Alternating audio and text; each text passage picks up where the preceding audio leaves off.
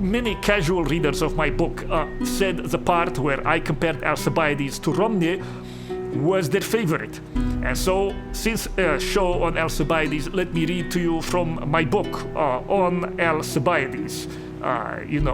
Is this possible? Is this plagiarism? To read myself. I read to you. Imagine a Mitt Romney, but different. A Romney who actually was capable of acting like he looks, who was worthy of his looks. Imagine a younger Romney who rouses the nation to a new war against India through power of charisma and speech alone.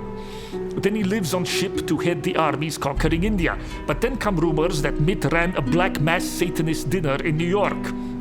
Also, people awaken one day and find that someone defaced the Holocaust Museum and the Lincoln Memorial.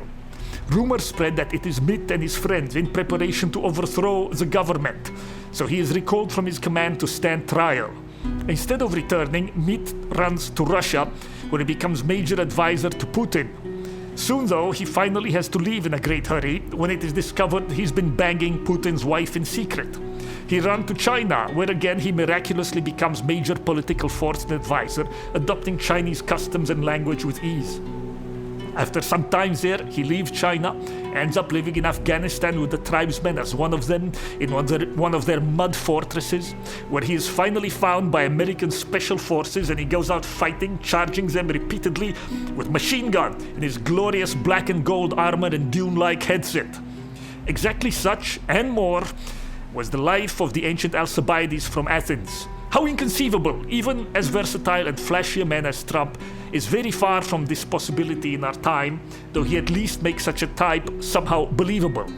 There's nothing like it in almost any other era of history. Someone like Talleyrand is famous from switching from the monarchy to the republic to Napoleon and back, and being somewhat successful under different forms of government, and that's rare enough to make him famous. But that was all within one country. Alcibiades' achievement is made all the more amazing by the fact that different cultures at that time were actually different, their ways of life entirely alien to one another, and yet he excelled everywhere. I believe this is because in Athens, where he grew up, he picked the god of erotic passion as his patron. He was a very beautiful youth, admired and pursued by all the men and women. He rejected the advances of the Pelasgian pedo-pervert Socrates, a story that Plato then inverted and twisted, like the lying cunt and Phoenician ass-kisser that he was. Alcibiades excelled in athletics, and at school he refused to play the flute because it made your cheeks look puffed up and ridiculous. Other boys followed him, considering that the harp is noble, but playing the flute in music is something for slaves and cocksuckers. As he grew in power, his shield had arrows with a thunderbolt on it, and this scandalized the older men.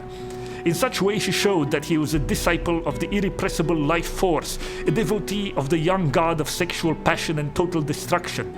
He showed that no law or word of man would stand in his way. In the beginning was the word? No. In the beginning was the demonic fire that bursts out in men like Alcibiades and lays low the cities of men and exposes all their nonsense. Such men are sent by nature to chastise us and be our nemesis. They are the great cleansing. His story is told by Thucydides and Plutarch, though you must know the latter is a famous liar. But I think there must be someone as colorful as Alcibiades among you. Yes.